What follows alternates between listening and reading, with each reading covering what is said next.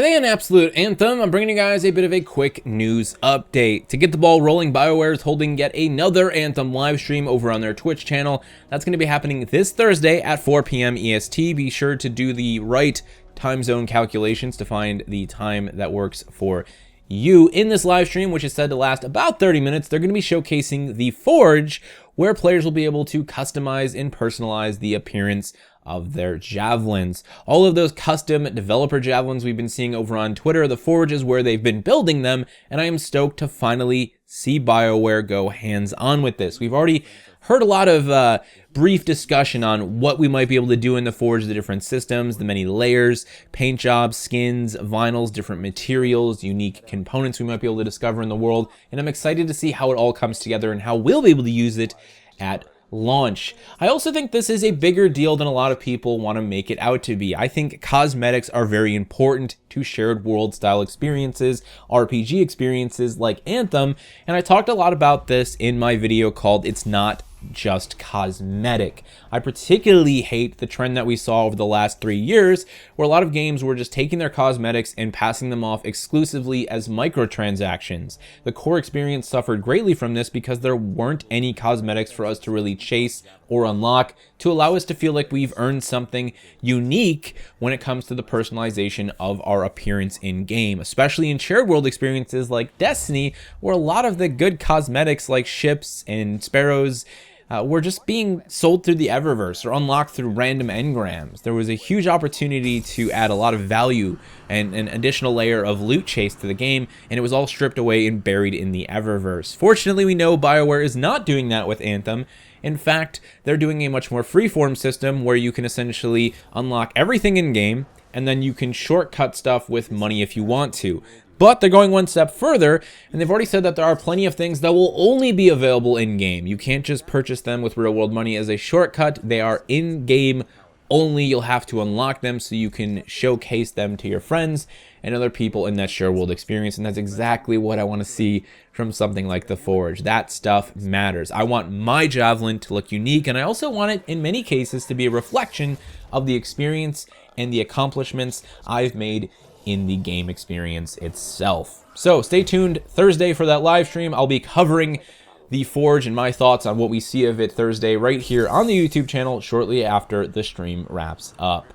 Moving on, BioWare is getting back together with Dark Horse, this time Dark Horse Comics, to bring us a 3-issue comic miniseries that is going to serve as a prequel story to the main story that will be available in the game at launch. It's being penned by Alexander Freed, who worked on Rogue One, a Star Wars story, and Mac Walters, who worked on Mass Effect Foundation, with art by Eduardo Francisco, who recently worked on Infinite Crisis: Fight for the Multiverse. This series is going to have us follow a boy named Kismet, who has recently been rescued from an ambush by Yarrow. We know Yarrow. Yarrow is an ex-freelancer. He's sort of a member of the old guard, if you will. He's actually a character we're going to be able to interact with extensively inside the walls of Fort Tarsis for the My Story experience of Anthem. He really remembers a day when the freelancers were far more respected, when the people inside of the walls of Fort Tarsis really looked at them as defenders of the people. So it's going to be cool to see where his character is at in this part of the game's timeline as he helps Kismet and his adoptive sister Yanni build a better future for themselves and humanity in a world filled with danger. Again, this is a 3-part series. It actually goes on sale February 27th, 2019, so after the game launches, which is a bit unfortunate, but I imagine there's a lot of logistical reasons for that.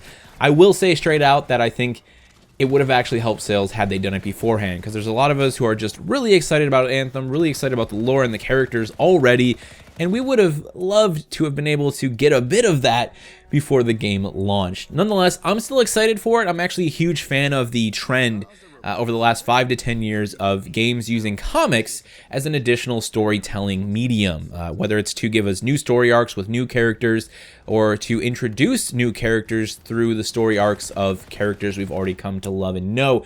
We've seen this a lot with Gears of War, Assassin's Creed, Quake Champions even has its own comic series, sort of giving a background for the individual champions themselves, and a lot of them are done really well. They've gotten much, much better over the years, and I've really enjoyed my time with them. I think they're a nice way of telling extra stories outside of just books. You know, a lot of the big franchises, they get books. Halo had books, Gears of War had some amazing books written by Karen Travis, And I love that, but the comics are a little bit more bite-sized. And you can pick them up and you can suddenly learn about 3 or 4 new characters and their relationship to a character that maybe you already really have a good relationship with, and I think that's just really fantastic. What I like even more is when they keep expanding the comics and then new characters from the comics get to bleed back into the game world. So Gears of War 4 has done this a lot. There's been a bunch of characters that were in the comics that are now in the multiplayer as playable characters. I would love to see Anthem do that long term. And when I talked about this being the second time they got together with Dark Horse, they're already in a relationship with Dark Horse Books for an Anthem publishing program. This kicks things off with The Art of Anthem, which releases on February 26th, and I hope it will go well beyond that, because I'd love to see extra storytelling, expansion of the lore, but more importantly, new story arcs. It's one of my favorite things about reading the Halo books over the years was getting to meet new characters, and then eventually some of those characters ended up back in Halo. The same thing with Gears of War. I think that stuff is really, really cool, and I would love to hear your thoughts on it. What do you guys think of comics as a way for new story arcs, additional lore expansion to make its way into some of your favorite games? Is this something you've read or picked up in the past? Have you no experience with this? Is this something you'll be interested in because of Anthem, or do you just have to wait and see how it all falls into place? Let me know your thoughts down in the comment section below. Thank you guys so much for watching, and as always, be awesome to one another, because at the end of the day, you, me, the rest of the people on this planet, that's all we got.